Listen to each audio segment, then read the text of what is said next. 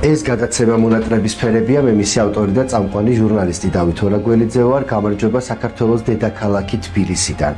ჩვენ ახლა გლდანში ვიმყოფებით და ერთი საოცარი გოგოს სტუდიაში მიმდინარეობს დღევანდელი ჩემი გადაცემის ჩაწერა.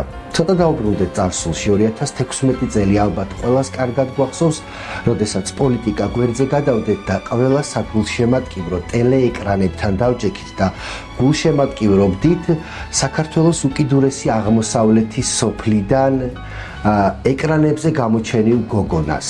დიახ, დღეს მე მას პინძლობს ბარბარა სამხარაძე და მე მას საკუთარ სტუდიაში ვესტუმრე. გამარჯობა ბარბარა. მიუხედავად ამ დატვირთული დროისა, მინდა მადლობა გადაგიხადო, რომ იღებ ჩვენს გადაცემაში მონაწილეობას. მადლობა თქვენ, რომ ასე დაინტერესდით ჩემი ამბებით, ისევ და ისევ ამდენი წლის შემდეგ.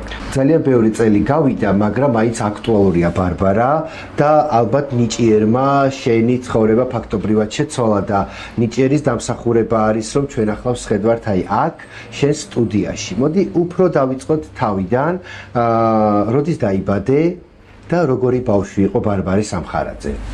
2000 წლის, უკვე 21 საუკუნე რო დაიწყო, მაგ დროს დავიბადე 12 ოქტომბერს და რა ვიცი, ძალიან ისეთი ლაღი ბავშვი ვიყავი. იმის და მიუხედავად რომ ვიზრდებოდი მარტო და ჩემი ტოლი არავინ იყო, ფაქტობრივად დედა ჩემი სტოლ ქალბატონებში მიწევდა მოღვაწეობა და აღზრდა. იმის და მიუხედავად რაღაცა არ ყოფილვარ, აი თავშევარდნილი ბავშვია, იმიტომ რომ ყველას მე უყვარდი, ყველა მე მეფერებოდა, ყველა რაღაცა მაწუწკებდა, ასე რომ ვთქვათ და ახალი ის ვიყავი რა, ახალი სისხლი ვიყავი სოფელში, იმიტომ რომ ამ ქალბატონებს უკვე შვილები სასწავლებლად ყავდა წამოსული თბილისში და ასე რომ ვთქვათ, გამახალისებელი ვიყავი მთელი სოფლის. მისთვის მასწავლდა დედა სიმღერებს, ლექსებს და წყაროზე როცა შეიკრიბებოდნენ ხოლმე ქალბატონები, ვუყვებოდი და ჩემი პატარა კონცერტ. ხო, ჩემი პირველი სცენა იქ იყო ტაშის გარეშე, არ მოვდიოდი ხოლმე სანამ ტაშს არ დავიმსახურებდი, იქამდე არ ვჩუნდებოდი. აი პირველი სიმღერა, რომელიც ისწავლე და რომლითაც ასე ვთქვათ, ჩაატარი შენი კონცერტი, რომ გაიხსენო. ეგ კითხვა არავის არ უკითხავს ჩემთვის არასდროს და არა და ეს სიმღერა არის ჩემთვის ყველაზე სენსიტიური. ბებო მასწავლა ეს სიმღერა, ძველი ქართული სიმღერა არის, არსად არ აღჟღერებულა ეს სიმღერა. აი ასეთი იყო თვალები რომ მომანათე თითქოს დილის ცისკარია, წარბები რომ გადახლართე მომწონხარ და მიხარია. არ ვიცი, ეს არის მგონი ხალხური აპირებ რომ შენს რეპერტუარს შეიტანო. აი ისე მინდა რომ ეს სიმღერა ვინმესთან ერთად გავაცოცხლო, იმიტომ რომ ამას უნდა რაღაცა ხალხური ხმებში გაშლავდა. ხო, რაღაცა და მე მისამღერი იყო და მეძახდნენ ხოლმე გადაკლავდე. ანუ ვერ ვამბობდი სიტყვაზე, ზე პატარა ვიყავი და წარბები რომ გადაკლავდე. გაიარე და დინჯებით ეგ სიტყვები შოლდებია, თითქოს გუზედ მაბიჯებდეთ ფობა ისე არ ვიცი, არ მახსოვს. ეხა ეს ყველაფერი თუ თავისით მახსენდება. არაფერი არ მახსოვს ამ სიმღერით, აი ესე უცებ გამახსენდა. და გასწავლა ბებო. ბებო მასწავლა ეს სიმღერა და ხმებში ვმღეროდით ხოლმე, ალბათ 3-2 წლის ვიყავი. ლაპარაკზე ადრე სიმღერა დავიწყე და გარკვეული წლები ენას ვუკიდევდი. აი დღესაც რაღაცნაირად სუები მეპარება ხოლმე, რაღაც სადღაც 10-12 წელი. ანუ ვოკალის პედაგოგი არასდროს ყოლია და სახში ანუ შენთვის უკვე თანამედროვე ტექნოლოგიებმა მოგცა ამის საშუალება. ნუ არც თანამედროვე ტექნოლოგიებმა, იმიტომ რომ ეხა იგეც რაღაცა ფუფუნების ამბებთან იყო დაკავშირებული. აბა როგორ ისწავლე ესე? მით უმეტეს ინგლისური სიმღერით წარსდექი მაყურებლის წინაშე და არც თუ ისეთი ასე ვთქვათ მაღალი დონის სიმღერა იყო, იმიტომ რომ ეს სიმღერა ასე შეასრულო ამ ხმით.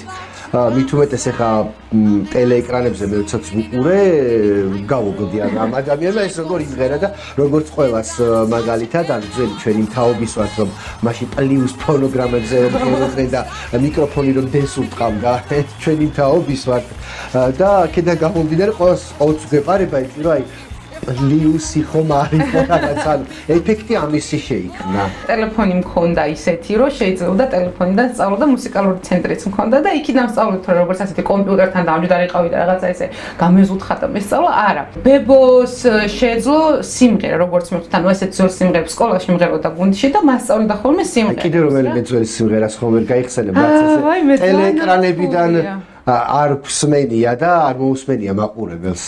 ხოლა მე გარდაიცვალა ეგ სიმღერებიც იმასთან ერთად დავმარხე და აღარ გამიხსენებია, იმიტომ რომ ტკივილის მეტი არაფერი მოაქვს ჩემთვის.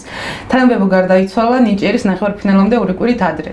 რასაც ყველაზე მეტად ელოდებოდა, მაშინ გარდაიცვალა და ეგ პერიოდი რაღაცა ძალიან კოშმარულად მახსენდება.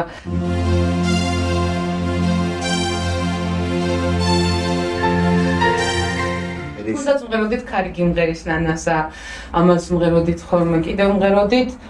რაღაცა ხალხური სიმღერა იყო, აი ტარარარარა იყო, რა დედამგშობა ესეთი ნაზი, მინდა დაგლოცო და მივსეთ თასი. აი ეს მომენტი მახსოვს მეტი არა, იმიტომ რომ როგორც აღნიშნე, ეგ სიმღერებით ბებოსთან ერთად წავიდა ჩემიდან. რა ჩემი მახსოვრებიდან, იმიტომ რომ ძალიან სტრესული პერიოდი იყო ეგ და თითქოს აი გლოვის ერთ-ერთი ფაზა არის, რომ ადამიანი ადამიანთან დაკავშირებულ ყველა მოგონებას აქრობს. თითქოს არც უარსებია იმ ადამიანს და რაღაცა ეგ პერიოდი დამემთხვა მაშინ და მე ესე გავაქრე თავისებურად და თავისებურად. სკოლაში აიაზე ადრე ისწავლე ტრაქტორზე ტარება, ხო?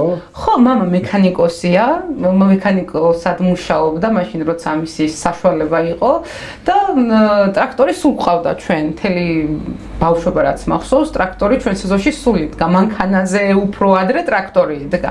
და აქედან ეს ჩემთვის უცხო თემა არ იყო, სანამ მე თვითონ რაღაცებს გავიგებდი და ძალიან გვიან გავიგე, მაგრამ ესე საჭისტრიალე მექანიკურად ხო, საჭისტრიალე ჩემთვის ყოველთვის ეხმარებოდი, ამბობ კიდეც რომ შოვლებს ვეხმარებოდი და არ მეზარებოდა როგორც დაუშვათ სხვა ბავშვებს და მეც ახალგაზრდობას გვეზარება, დილით ადრე ადგომა და ყანაში წასვლა. მთელი ბავშვობა დედაჩემი, აი როგორც წამლას ჩააწვეთებ ადამიანს, ეგრე გვაწვეთებდა მე და ჩემს დას, რომ მუშაობა არის გახალისება. და თითქოს სხვა სახალისო ჩვენ სოფელში არაფერი არ შეიძლებოდა ვქონოდა და აი ეს ოჯახის დახმარება, გან რამე ისეთი რთული, აი რასაც ყველა აკეთებს, ანუ ჩემთვის როცა ამას ხაზგასმით ამბობენ ხოლმე, რომ აი როგორ ეხმარები და რაღაც ჩემთვის არის რაღაც წარმოუდგენელი, იმიტომ რომ როგორ შეიძლება სოფელი ჰქონდეს, დედა და მამა მუშაობდნენ და შენ უბრალოდ სახლში იჯდე და ელოდებოდე როდის მოვლენ. ელემენტარული წყალი ხუნდა წაუღო რაღაცა დაახვედრო სახლში და ეს ჩვენთვის აი რა ვიცი ჩვეულებრივი თემა, ანუ ეს მე არ მისწავლია, ეს მოვიდა როგორც საუბარს სწავლობ ადამიანი ისე რომ საუბარს ისმენ, რასაც უყურებ. ორივე დანი, ან მთელი ოჯახი იყავით ჩართული. ხო, რასაც აკეთებ. საგაზაფხულო სამუშაოებს რაც შეეხება. კი, როცა წამოვედით უკვე მეც და ჩემი და სტუდენტები რო გავხდით, სულ აქედან იმას ვეუბნები. სტუდენტები არა, ნუ მე ფაქტობრივად ნიჭერის შემდეგ წამოვედი უკვე.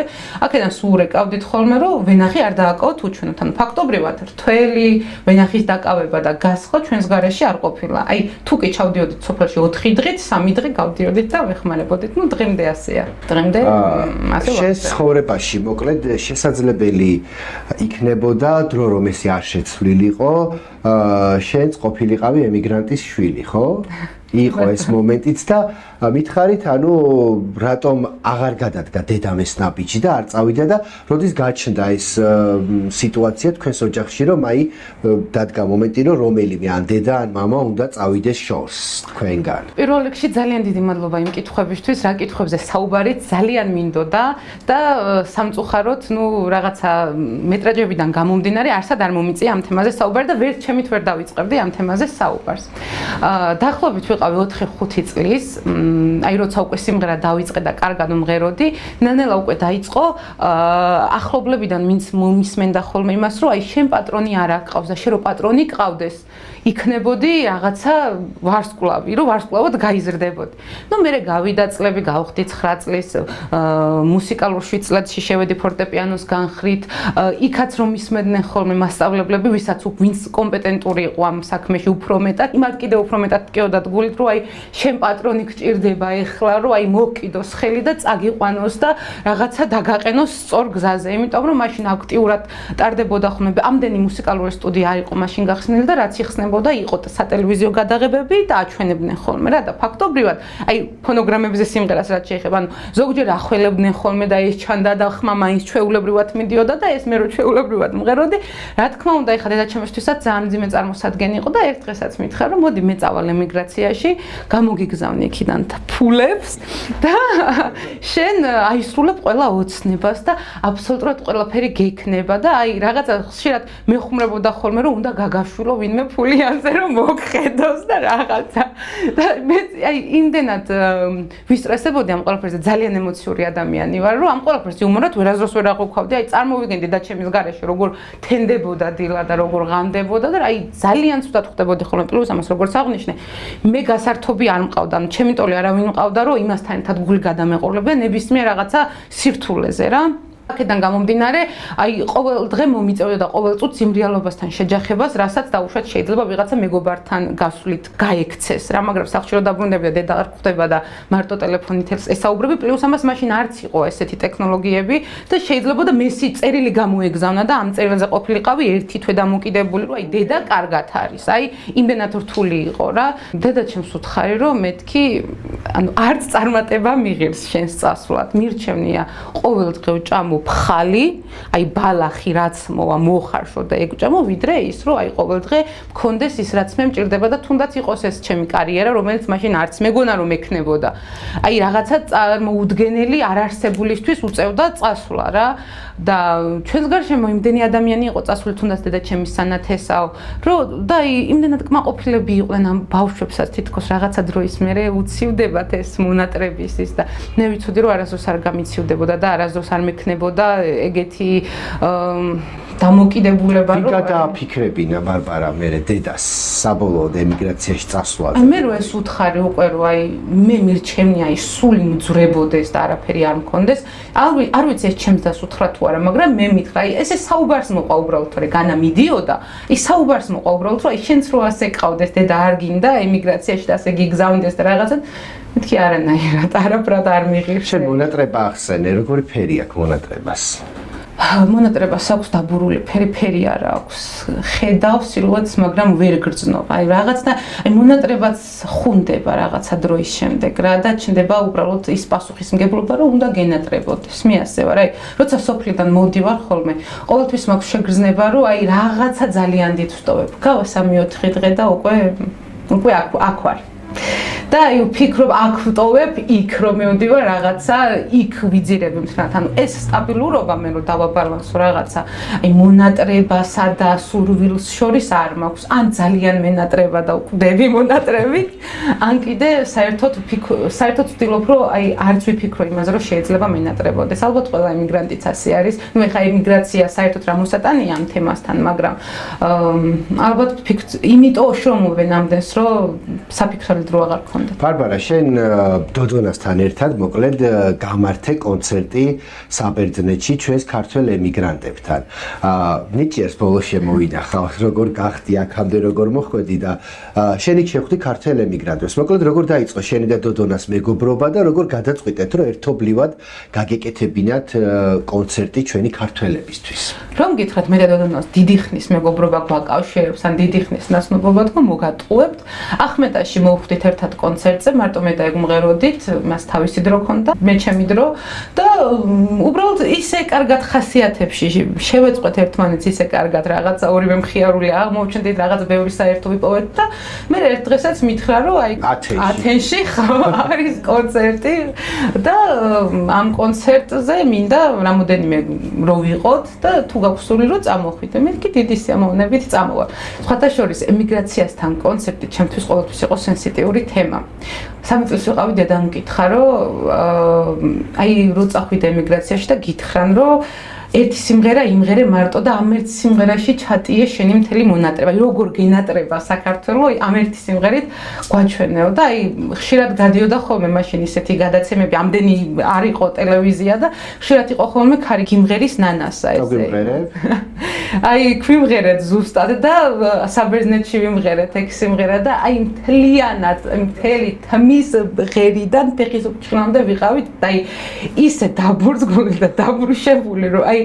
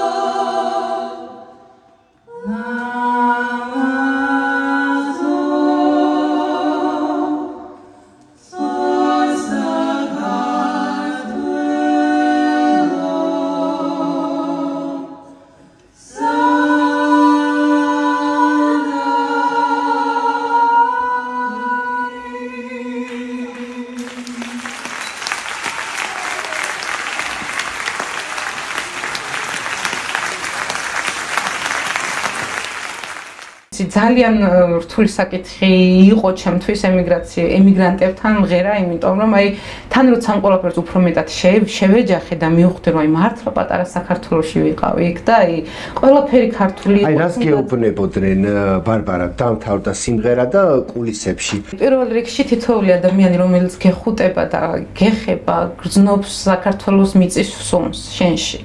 გრძნობს როგორ ჩაგაქვს რაღაცა კულტურა მათთვის. და პირველ რიგში ყველაზე მეტად რამაც გამოუცა და ძალიან დიდი ხნის შემდეგ დავფიქრდი ამ ყველაფერზე. აი ხო რამდენი წარმატებული ადამიანი იყო იქ, ვინც გვიყურებდა, ვისაც მე შევხვდი, მაგრამ არავის არ უსაუბრია თავის წარმატებაზე საბერძნეთში. აი მე იცი ვისი შვილი ვარ? აი შენი ეს რო არის და შენი აი ყველა საქართველოსზე საუბრობდა და ყველა აქ რაც დატოვეს თავიანთი პიროვნება იმაზე საუბრობდა, აქ რაც დატოვეს მაშინ როცა იქ წავიდნენ რა, იმიტომ რომ აი თითქოს საქართველოს არ გავწდით შორეულ საბერძნეთში. აქ ტრიალებდით სულ აი რა სიმღერა გთხოვეს კიდევ ერთხელ გვიმღერე ბარბარა, იყო ესეთი მომენტები?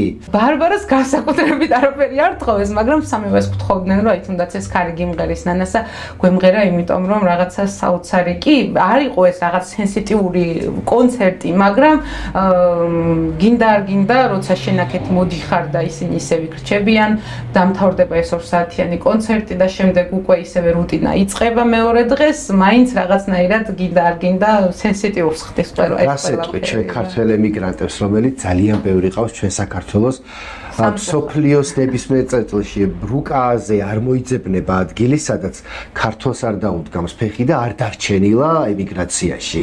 ქართულ ემიგრანტებო, ძალიან მინდა რომ გქონდეთ განწყობა იმის რომ იბრძოლოთ უკან დასაბრუნებლად, იმიტომ რომ როცა ამის სურვილს დაკარგავთ, ჩემი აზრით, იქ წააგებთ ბრძოლას ცხოვრებასთან და აუცილებლად გააგრძელეთ ბრძოლა იმისთვის, რომ აქ დაბრუნდეთ, სულ რომ არავინ გელოდებოდეთ, იცოდეთ რომ აქ მაინც არის ის რაც თქვენ დატოვეთ. თქვენი ნაწილი გელოდებათ აქ და გისურვებთ ამაღლებულ განწყობას, გისურვებთ სურვილს და გისურვებთ მალე დაბრუნებას. ბარბარა, საომავლოდ კიდევ თუ აპირებ ჩვენი ქართველი ემიგრანტებისთვის გააკეთო შემოქმედებითი საღამო კონცერტი და თუ გაქვს შემოთავაზებები სოფლის სხვადასხვა წერტილიდან. ეკთება ცოტა ჩემს შესაძლებლობებს ცდება, იმიტომ რომ აი როცა რაღაცა კონცერტის დაგეგმასთან მიდის საქმე, აქ სხვა უნდა გყავდეს ვინც დაგიგეგმოს, აი კონკრეტულად რომელ ლოკაციაზეც მიდიხარ, იქ უნდა იყოს ვიღაცა, ვინც ამ კონცერტს დაგიგეგმოს, ვისაც ენდობი პირველ რიგში და რაღაცა ერთი მოწერით ვერ წახვალ რა. უნდა იყოს რაღაცა დროის ურთიერთობა, რომ მე წახვიდე და მე არავინ მყავს ისეთი, ვინც უკან დამიდგება და ესეთ ჩემს კონცერტს დაგეგმოს, თორე რა თქმა უნდა სურვილი ძალიან დიდი მაქვს ნებისმიერ ქვეყანაში დიდი სიამოვნებით ვიქნები საქართველოს ხმა აქედან ჩასული. ძალიან კარგი ქართველ ორგანიზატორებო, ვინც გეგმავთ კონცერტს უცხოეთში, ბარბარე მოკლედ გელოდებათ, რომ კიდევ ერთი ლამაზი საღამო მოვუწყოთ ჩვენს ქართველ ემიგრანტებს. ბარბარე, დაუბრუნდეთ იმ თემას, რითიც დავიწყეთ, ანუ ნიჭიერი, რამაც მოკლედ ასე აღმოგაჩინა. შენ დაიმსახურე ჟიურის ერთ-ერთი წევრის და რუსთავიორის გენერალური დირექტორის ნიკა გვარამიას ოქროსფერი ღილაკი. სანამ ეს იქნებოდა, ვინ გითხრა, რომ მოდი ბარბარე ასეთი მონაცემები გაქვს და მიიღე მონაწილეობა ნიჭიერში.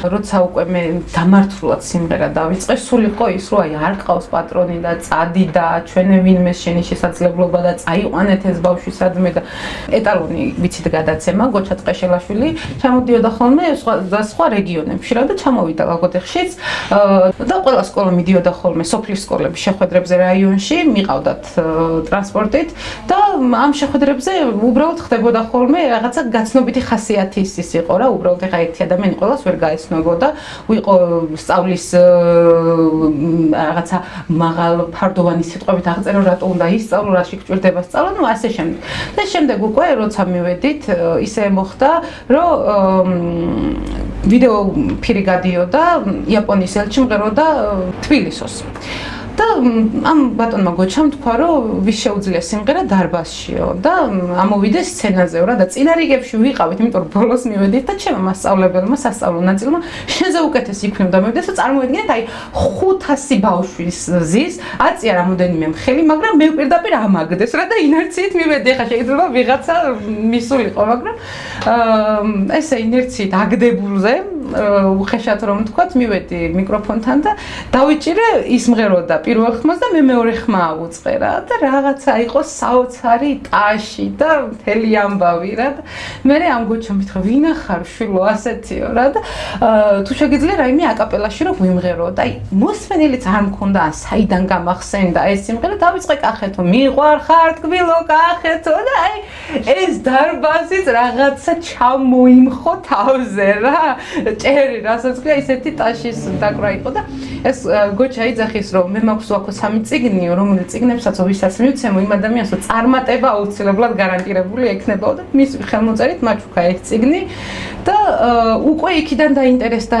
რაიონი ჩემით რა რომ აი ვინ იყო ეს ბავშვი ასეთი სოფლიდან და რა ვინ რო არსა და არ ჩანს და აქამდე რო არსა უმღერია და სხვადასხვა ღონისძიებები რაც იგეგმებოდა ხოლმე რამოდენიმე მირეკავდნენ მივდიოდი ღეროდი და ესეთი სამი ღონისძიება იყო იქ ესწრებოდა წუნებული რაიონის გუბერნატორი რა ვიცი ანუ ძალიან ისეთი მაღალი თანამდებობის ხალხი ესწრებოდა და ძალიან გულშემატკივრობდნენ ეს ადამიანები რა და სუმეუბნებოდნენ ხოლმე რომ აი სადმე აუცილებლად უნდა წახვიდე და ის ნუ სადმე წახვიდე სად მიდიხარ ვისთან მიდიხარ სად იყო სადმე სად აი თით გამიშვირე წავა სწორედ ამ დროს გამოჩნდა რეკლამა რომ ნიჭიერი 15 ივნისს ჩამოდიოდა ლაგოდეხში პრეკასტინგი იყო და მონაწილეებს ეძებდნენ ვა ეს ახლა ერთი იმით გაცხრება უკვე 9 წლის ასაკში განცდილი მქონდა ნიჭიერის, იმიტომ რომ პირველად იქ 9 წლის ასაკში გავედი ინოლა გურგურლიას ოდელიადელო მიმღერე. მაშინ ინგლისურის ხო, მაშინ არაო, მაგრამ მაშინ მითხრეს რომ ინგლისური სიმღერა თუ გეცოდინება შეიძლება გადაგიყვანოთ. ახალი დაწყებული იყო მაშინ ნიჭიერი და მეთქი გადამიყვანეთ თქვენ და მე ვისწავლე ინგლისურ სიმღერას და გამოიცენით რა სიმღერა ვისწავლე. I will survive.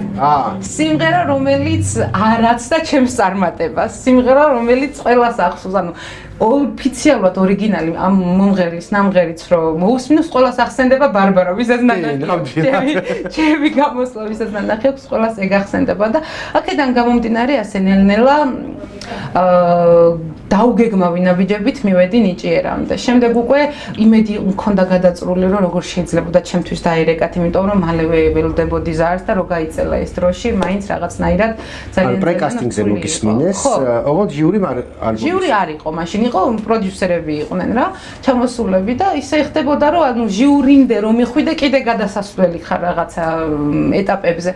და ნუ იმედი აღარც მქონდა რა მაშინდელი იმედ გაცრუება უკვე რაც ერთხელ ნანახი მქონდა, მეთქი იგივე მეორდება და ეზოს ვრწყავდი მახსოვს და მირეკა ტელეფონმა და ეს ჭისწყალი მოგახსენებათ ახლა როგორი ცივია რო დამივარდა შრანგი გავცივდი ანთება დამემართა იმდენ ხანს ვიყავი ესა წყალში ჩატოპილი რომ ვერ წარმომედგინა როგორ შეიძლებოდა რომ მე მქონოდა შანსი თუნდაც რეალობაში მენახა ცნობილი ადამიანები იმდენად რაღაცა წარმოუდგენელი ყო ვიღაცა რომ ჩამოდიოდა ხოლმე სოფელში აი ესეთი ვიყავი რამდენი ცნობილი ადამიანს შეხვდე გზაში და თუ ყავს ნანახი და აი ისე მინდოდა რომ ვიღაცა მწოდნოდა ხო ვიღაცა მწოდნოდა ისეთი ვისაც ნანახი ეყოლებოდა რეალობაში რა და თურმე ბარბარა მიეცი შენს თავს დრო და ყველაფერი იქნება დაგირეკეს ჩავედი და ჩახმოხვედი თბილისში რა მოხდა მე თბილისში.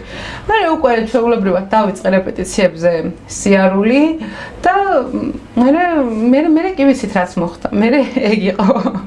აი ეს თავიდან პირველი რომ აიღე ყველა იაფარულაოს განსაკუთრებით ხმარო ჩამოვუხდე კადრში რაც ჩანს. აი ეს ერთი ნაწილი რომ ყველა მეუბნება რომ აი მართლა ეგეთი დამოკიდებულება ქონდა. აი თუ რამე მახსოვდეს მაგ დღის. ესე ხო ძალიან ნერვიულობდი კი რუს კაცს მაგას აღნიშნავდა რომ ძალიან კი ნერვიულობდი. აი ნერვიულობდი არა იმდენად დაბნეული ვიყავი. აი წარმოიდგინეთ ეხა 14 წლის ბავშვი, აი თქვენს გარშემო აუცილებლად იქნება ვინმე 14 წლის, რო შეაგდო ამხელა აუდიტორიის წინაშე, ამხელა პასუხის ფილარმონიაში ერთ-ერთ ხო. ფილარმონია ერთი აგიყურებს 2500 კაცი, მაგრამ მეორე ერთ დღესაც რომ 7 მილიონი ნახვა ექნება შენს ვიდეოს, ანუ ერთია რამდენი გიყურებს, მეორეა რამდენი ნახავს, ხო? და აქედან გამომდინარე ძალიან იმაზე ნახვებზე მე საერთოდ დავფიქრობდი მაშინ, მაგრამ იმდენად სტრესული იყო და იმდენად რთული საკითხი იყო ეგ ყველაფერი. და რატო არჩი ეგ სიმღერა? აი თავის თამირჩიეს, რომ ანუ ეს სიმღერაც გავიტანე პრეკასტინგზე და მითხრას რომ მოდი ეს სიმღერა გავიტანოთ. არ ვიცი რატომ. აი ეგ სიმღერა არის ჩემთვის სიმღერა, რომელსაც ასე 1-2 ადამიანის წინაშე და არც ჩემი თავისთვის არ უმღერი. მაგ სიმღერას ჭირდება აუდიტორია ჩემი აზრით. ეგ სიმღერა შეიქმნა იმისთვის, რომ დაუკრან ტაში. მაგას არ ჭირდება მოდი ვისწავლო და მოდი ასე ვქნა. არა. ეგ სიმღერა შეიქმნა იმისთვის, რომ დაიმსახუროს ხალხის სიყვარული და ყურადღება.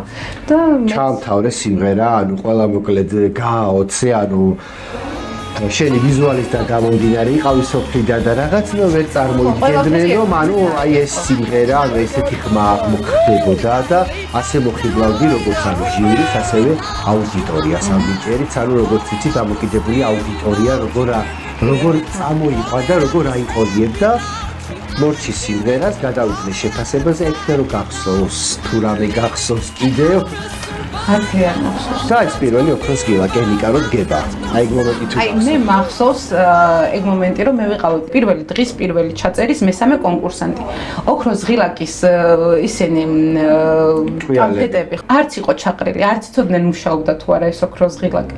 და ნიკა მიკითხა პროდიუსერს რომ ესო მუშაობსო და კი რო დაუდასტურეს მე დააჭირა და ვინც დააკვირდება ნუ გადაფარული არის ეს ისინი რო ჩამოდის თორე ხო და შენ აღმოჩნდი მე ნახევარფინალიდან უკვე ფინალში ნახევარფინალიდან 74%-ით გადავედი მგონი 13 მონაწილეს შორის უკვე ფინალში როგორ ფიქრობ რითი შეაყვარე ხალხს თავი იმდენად არავის ვგავდი და თან ყველას ვგავდი არავის ვგავდი და თან ყველამ დაინახა თავისთავად ჩემში აი ეს იყო ალბათ ის რაც დღემდე მომყვება რა იმიტომ რომ მე არ მერგო სცენა მემკვიდრეობით მე შევქმენი ჩემი თავის სცენაზე მე არავის შვილი არ ყოფილვარ მე არავის შვილი არ ყოფილვარ არავის მიყვანილი არ ყოფილვარ და ესე ნაბიჯი დღემდე ჩემი თუწალ კი ძალიან ბევრი სირთულე მხდება კი ნამდვილად რთული არის მოპოვება მარტივი იყო მაგრამ შენარჩუნება ძალიან რთული არის ფინალის დღე რომ გაიხსენო და ბოლოს რო ცხადდება მოკლედ ნიჭიერის 2016 წლის გამარჯვებულია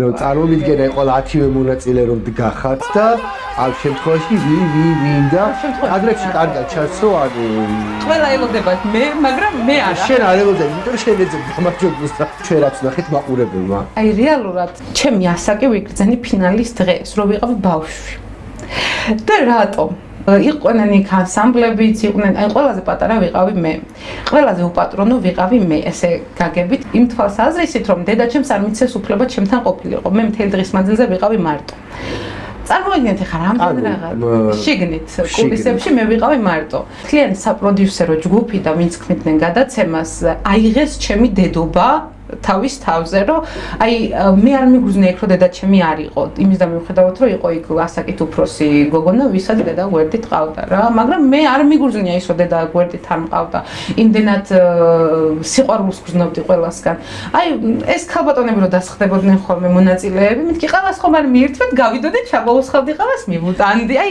ჩვეულებრივად არაფერი ისეთი რა რაც რაღაცა აი თქვენ ალბათ ჩემი კონკურენტები ხართ და კონკურენტებად აღმექვა და რაღაც ბოღმა და შური ჩამედო გულში რომ იმათმა რომ გაიმარჯვენ რა იქნება რა გამარჯვება რის გამარჯვებაზე საუბრობ ანუ რეალურად მამაჩემა 5 ლარი ჩამირიცხა ანგარიშზე რომ დაურეკეო შენს თავსო და ასე ყველასთან მივდიოდი და თქვენი ნომერი შემახსენეთ ჩემ თავისთვის 1 ზარი არ გამიშვია ყველას ურეკავდი ვინც იქ იყო ყველას ურეკავდი აქედან გამომდინარე უკვე ალბათ ეს ყველაფერი არ იკარგება რა და ეს ყველაფერი უკვალოდ არ ქრება ყველა ელოდებოდა რომ გავიმარჯვებდი მე ყველა მეუბნებოდა რომ აი შინეთა შენ რა განელვიულობ შენ ხო იცი რომ უოჭველი გამარჯვებული ხარ აი აბსოლუტურად აი ბავშვები ვინც იქ იყვნენ ახალგაზრდები სტუდენტები აი სულ იმას მეუბნებოდნენ რომ ჩვენებს უთხარით რომ არ დაგვირეკონ და შენ დაგირეკონ რასაც ჩაიწყავენ იმიტომ რომ შენ იმსახურებ გამარჯვებას ჩვენ არა ნუ ეხლა მოგეხსენებათ სატელევიზიო შოუები ისეთია რომ ზოგს ურეკავენ რომ ნომერი შეივსოს გადაცემაში ის და რა ვიცი აი თითქოს ყველას ერთხმად და ერთბაშად პროდიუსერიდან დაწყებული მონაწილით დამთავრებული ყველას უნდოდა რომ მე გამემარჯვა და რა ვიცი გამოცხადება თუ გახსოვს რა შესკვარს აცხადებენ მე მაშინ გავიგე როცა კისერზე შემომახტნენ მე ვიქამდე ხმა არ გამიგია ხმა რო ჩაიხშო აქ კადრებს დააკვირდით მე თავიდან ცრემლები არ მომდის და აი თან გამიკეთეს წყალგამძლე მაკიაჟი სპეციალურად მე თან ესე მაცობენ აი ეს ამის ბრენდი არის ეს იმის ბრენდი რომ არ გაუფრიანებულზე არაფერი არ აი ისეთი ღვარღვარი ცრემლებით ვიტირე და ისეთი ცხელი ცრემლებით ვიტირე რომ აი მთლიანი მაკიაჟი ჩამომივიდა ქვემოთ რაც მქონდა გაკეთებული აი რაღაც ძალიან სასაცილოდ მახსენდება მაგრამ აი სასაცილო კი არა აი ფსიქოლოგები რო ჩაუღრმავდნენ ამ თემას ეს იყო სტრესი, რომელიც ძალიან დიდხანს გამყვა. ძალიან რთული იყო ყველაფერთან. მოგიტანა წარმატება ნიჭიერმა? რა თქმა უნდა, ჩემი ცხოვრება ფაქტობრივად კი არა შეცვალა. ჩემი ცხოვრება ნიჭიერამდე და ნიჭიერის შემდეგ. აი ეს არის ჩემი 24 წლიანი განვლილი ცხოვრება. აი საბავი მოყევი ნიჭიერის პირველად რომ გამოჩნდი სცენაზე რომ დაგიბარა გუბერნატორმა, რატო დაგიბარა? როცა ნიჭიერის პირველი შოუ გავიდა, I Will Survive, სადაც ვიმღერე, იქ იმის შემდეგ უკვე ძალიან ბევრი ადამიანს მოუნდა ჩემთან შეხვედრა. მათ შორის იყო კახეთის გუბერნატორი, ძიმდროინდელი კახეთის გუბერნატორის სახელი და გვარი სამწუხაროდ არ მახსოვს. და ნუ კომპიუტერი მაჩვქა. ძალიან გამიხარდა ეს და მითხრა რომ რაც გინდაო, მთხოვე ყველაფერს შეგისრულებ, რა ისე მეუბნებოდა რა რომ აი შენ ფაქტობრივადო ოპოზიციას და პოზიციას შორის ზღვარი წაშალეო და ყველა ადამიანი ერთდროულად გუგლ შემადგენლობაში. ანუ პოლიტიკა დაიწყე პერიოდში ხარ. იმიტომ რომ რუსთავიორს მაშინ კეტავდნენ, აი მე მახსოვს ყველას გონია რომ ნიკასთან ძალიან ახლო ურთიერთობა მქონდა, ზოგი იძახდა რომ ბიძა არისო საერთოდ, მაგრამ რეალურად ჩაწერებზე მყავს ანახი და ვიცოდი რომ აი პროდიუსერები სულ იმას ღელობდნენ რომ ნიკა ჩამოსვლას მოასწრებს, ნიკა მოასწრებს გადაცემაზე მოსვლას, იმიტომ რომ მოდიოდა ხოლმე სულ სტრასბურგიდან, სასამართლოებიდან რა და სულ იქიდან მოფრინავდა ხოლმე და აი ეს საუბრები მახსოვს ბუნდოვნად კარგად არ ამბობ, ბუნდოვნად მახსოვს და აქედან გამომდინარე რუსთავიორსაც ძალიან რთული პერიოდი ჰქონდა და პოზიციას და ოპოზიციაც ერთმად მიჭერდა მხარს, იმიტომ რომ რა ვიცი, ანუ არ არის მარტივი იყო ადამიანი, მაგრამ არც რთულია გამოხატო ადამიანობა. ნიჭიერის შემდგომ შექმენი სიმღერა Ocean Side, ხო? კი ბატონო. ტექსტი შენია? ტექსტი ჩემია, მუსიკა ნაყიდი მაქვს. ანუ მუსიკა ნაყიდი, მუსიკა არ არის. მუსიკა ჩემი არ არის. ვის ეკუთვნის მუსიკა? მუსიკა არის ერთ-ერთი საზღვარგარეთის ბენდის, თუ არ ვწდები, კანადელები არიან და YouTube-ზე შემხვდა, YouTube-ზე დებენ ხოლმე ესე ბითებს, ეგრეთ წოდებულ ბითებს და ყველა შეუძლია იყიდოს, ესე დამწყებ მომღერლებს რა, ვისაც მომღერლობა უნდა. შემდგომ გააკეთოს არანჟი და ხო, შემდგომ გააკეთოს არანჟირება თუ უნდა, მაგრამ მე არანჟირება არ გამიკეთებია, რაც იყო სუფთა ბითი ის გავაკეთე და ის ვიყიდე და აქედან გამომდინარე ჩემს სახლში ჩავწერე, ჩემი მეგობარი დამეხმარა და დავწერე ეს სიმღერა Ocean Side, ოღონდ დღეს რო ვუსმენ ამ სიმღერას, თავაჭირება მრჩება რომ ჩემი არ არის. იმდენად ყველა იპოვა თავისი თავი რომ მე ცოტა მეჭება ეს მე როგორ შეიძლება და გამეკეთება კი ძალიან ქედმაღლურად ჟღერს, მაგრამ დამიჯერეთ, როცა დედაჩემს ეს მოვასმენია, პირველ რიგში ეს უთხარი რომ მეთქი ეს სიმღერა არ არის იმისთვის რომ ვინმე მაკრიტიკოს, ეს სიმღერა არის იმისთვის რომ ვიღაცამ თავისი თავი დაინახოს. მე ამ სიმღერის კრიტიკას ვერავის ვერ ვაპატიებ. მაკრიტიკე მე, მაგრამ იმას ნუ შეეხება. აი როგორ მოგივიდა ეს თვითონ ფრაზები ესე შემდეგ რომ წავგიბდა. 2019 წელია ჩემს ცხოვრებაში გამოჩნდა საქართველოს ვარსკვლავი. გადაცემა, რომელიც გამარჯვებულიც მიდის ევროვიზიაზე.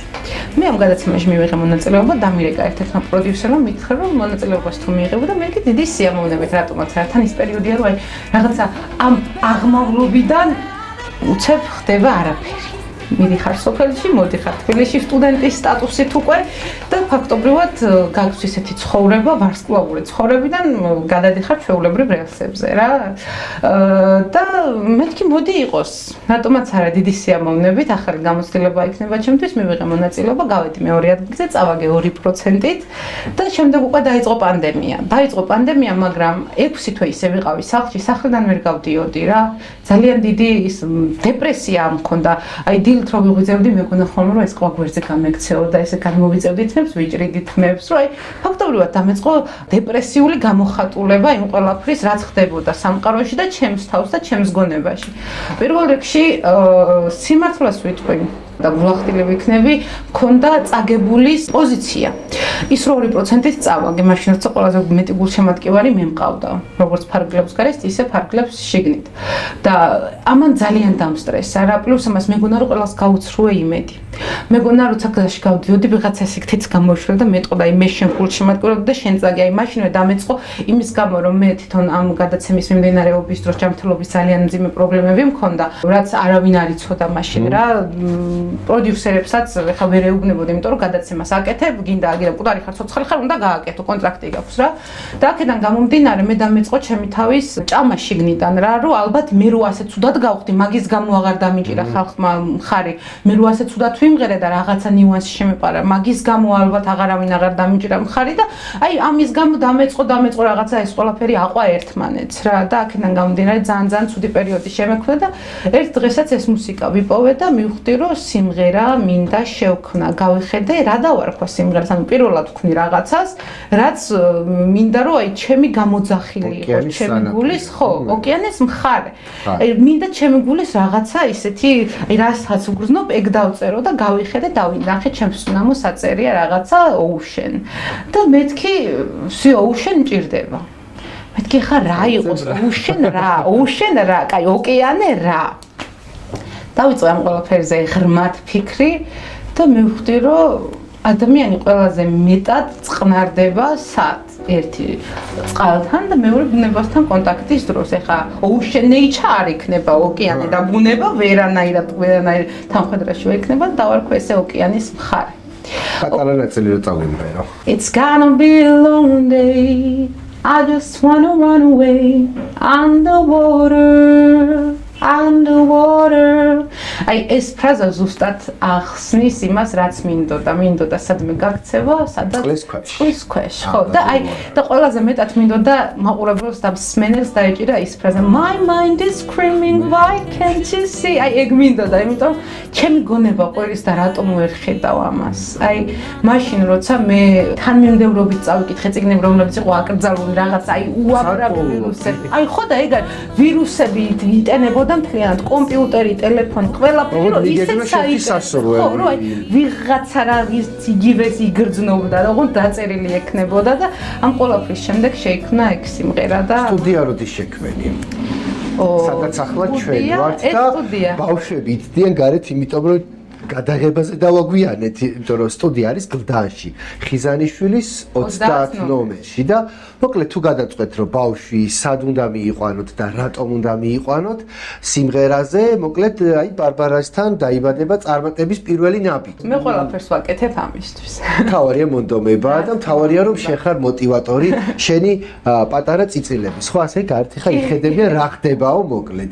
მითხარი როდის გადაწყვეტე რომ მოკლედ ანუ ეს შენი გამოცდილება უკვე გაგეზიარებინა მომავალი თაობისთვის და გეთქვა მათთვისაც რომ თავარი მონდომებაა. სტუდია გავხსენი ნოემბერში. არ არის დიდი ხნის გახსნა. 2024 წლის ხო ნოემბერში გავხსენი სტუდია. ნუ აქამდეც მქონდა, აქამდე სკოლის ბაზაზე მქონდა, მაგრამ ეს ოფიციალურად გავიხსენი ნოემბერში და ძალიან ბევრი სურველი იყო თავიდან, მაგრამ როგორც ხდება ხოლმე ზოგი მოდის და მერე მიდის, ზოგი მოდის უნდა და მერე უბრალოდ ქრება უკვალოდ და აქედან გამომდინარე ესე ნელ-ნელაობით მივდივარ წინ, მოსწავლებლობით ვიწყებთ და მეგობრობით ვამთავრებთ. რას შეისწავლის აქ მოსული ბავშვი?